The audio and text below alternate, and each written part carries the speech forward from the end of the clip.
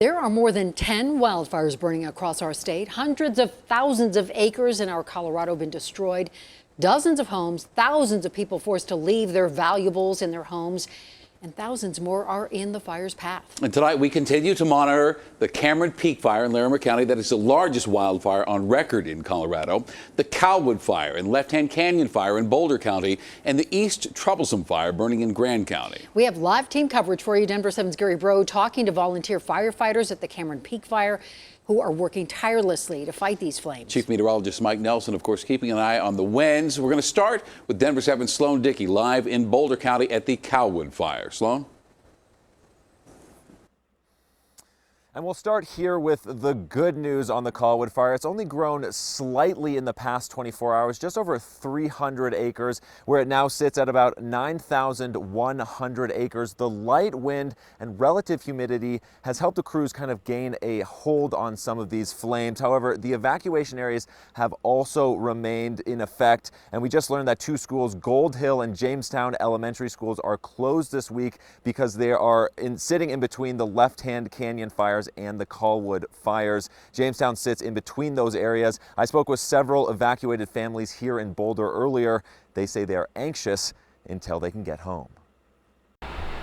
We're just kind of checking out to see where the burn is. Families evacuated from the Cowwood fire watching and waiting. We are in Crestview Estates, which is this hill right here. And hoping that their homes will be spared. We live right here. So this was the burn radius. If it had jumped Left Hand Canyon, it would have come straight up into our neighborhood. At least 26 structures, all homes, were lost in the fire. Damage assessment teams were back out today. Fortunately, they found no additional homes were lost or damaged. To see a whole community, Mountain Ridge and part of Foothills Ranch just completely gone is devastating. Because of higher humidity and calm winds today, crews were able to slow the fire, growing only minimally from its size on Sunday. I trust that they're doing the best they can and doing everything they can to keep our community safe. The flames and smoke subside. COVID, so you can't really go anywhere, and now, but you can't go home. Onlookers anxiously await to return home.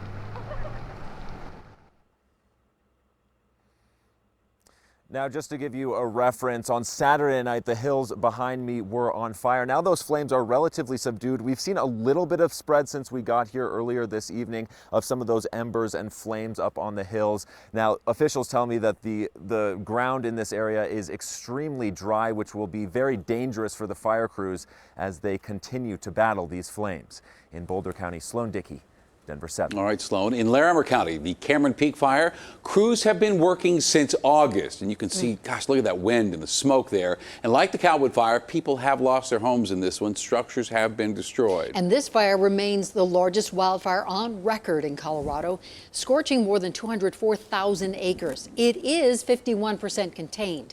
And the good news, no evacuation orders were issued today in the area. Denver 7's Gary Brode joins us live along Highway 34. You're just west of Loveland. And Gary, you spoke to volunteer firefighters who are giving us an inside look at just how they are working there. Yeah, and Shannon, they had just called it a night a couple of hours ago. Several from the Glen Haven Fire Department right now who are volunteers. They are out here fighting to save their town. Largest fire we've ever seen. Glen Haven Fire Chief Kevin Zagorda and his crew are on the most important assignment of their life. We've been talking about it and training and getting ready for it, but at the moment it came, it was a little scary. Last week, the Cameron Peak Fire spread to their own backyard. We're also evacuated from our homes right now. The 15 volunteer members have been at it for nearly a week. It's hard on the families because, we're out there working hard all day long and they have to hold down the fort. Spouses don't spend much time together these days. Putting in 14-hour days from sunup to sundown, eating dinner together before it's time to go back to their hotels. I'd like to be able to say we didn't lose any structures, but we did lose several. Chief Zagorda says saving structures is their top priority. And I saw multiple homes in the past 2 days where the fire was entirely surrounding the home. Everything was black. and the home was standing like nothing happened. The fight is difficult. The first 2 days, it was hard to feel good about it because it was so overwhelming. But Segorda and his crew have hope, determined to save their homes. And then when the winds finally died down, in the past 2 days, we've been able to go on direct attack and take it to the fire instead of the fire taking it to us. And to give you a few updates here, we mentioned we're over here on Highway 34. It is back open between Loveland and Estes Park. Highway 36 over between Lyons and Estes Park also remains open. Now, a fire official tells me Highway 14 will remain closed for the time being until they can make it safe and restore the power. Reporting live here right outside of Loveland, Gary Brode, Denver 7. Gary, thank you. And a member of Governor Jared Polis's cabinet is now on the front lines, helping crews fight the flames at the Cameron Peak fire. Dan Gibbs is the executive director of the Colorado Department of Natural Resources. He's also a wildland firefighter. He was deployed to the front lines over the weekend.